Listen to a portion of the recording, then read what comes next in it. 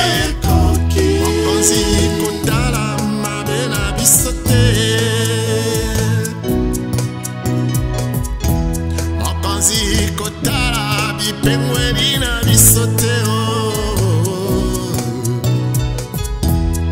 biso tozali basumuki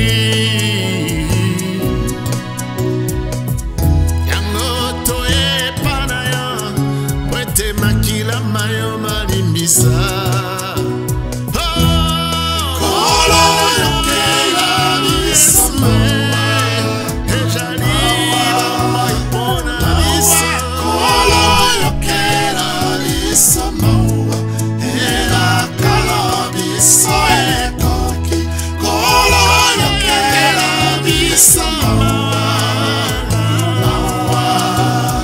mawa kolo yokela biso mawa elakala biso ekoki biso tozali basumuki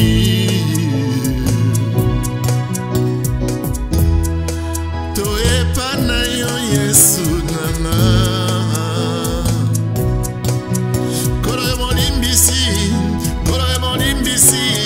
na ekulusu yo ngangi tata limbisa bango mpo bayebielaka bakosala te yango yesu natomboli kombo na yo kolo yokela biso mawa mawa kolo yokela biso mawa elakala biso ekoki kolo yokela biso mawa mawa kolo yokela biso mawa elakala biso ekoki na yo lobiko na biso na yo yango longa na biso kolo yokela biso mawa mawa kolo yokela biso mawa elakala biso ekoki kolo yokela biso mawa mawa mawa kolo yokela biso mawa elakala biso ekoki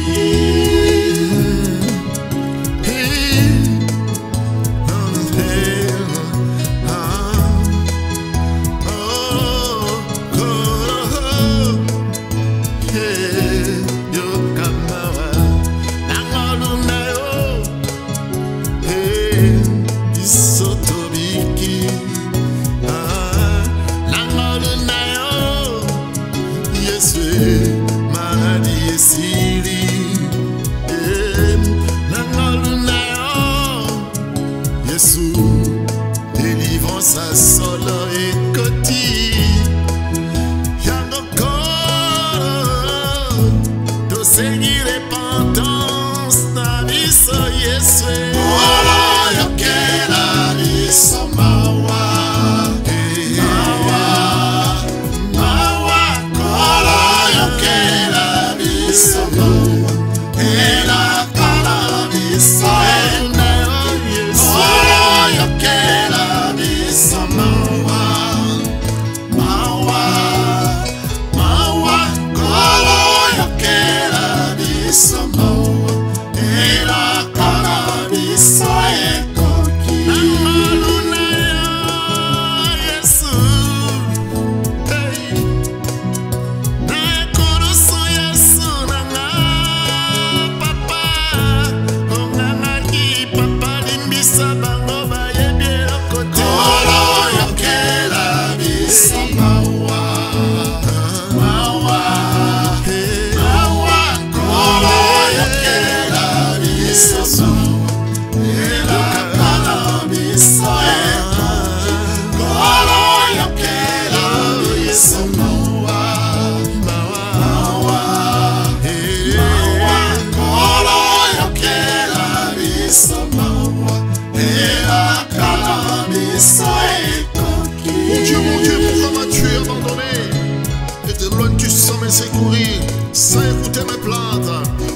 j'écris les jours et tu ne réponds pas. La nuit et tu n'as point de repos.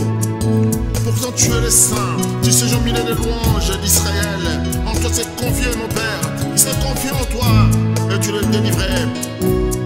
Il criait à toi et ils étaient sauvés. Il s'est confié en toi, il n'était point confus. Et moi je suis un ver et non un homme. L'opprobre des hommes et le mépris du peuple.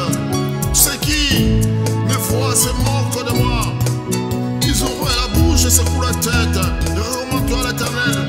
L'Éternel le sauvera, il le délivrera puisqu'il aime. Oui, tu m'as fait sortir des cieux, tu m'as mis sur les mers de ma mère.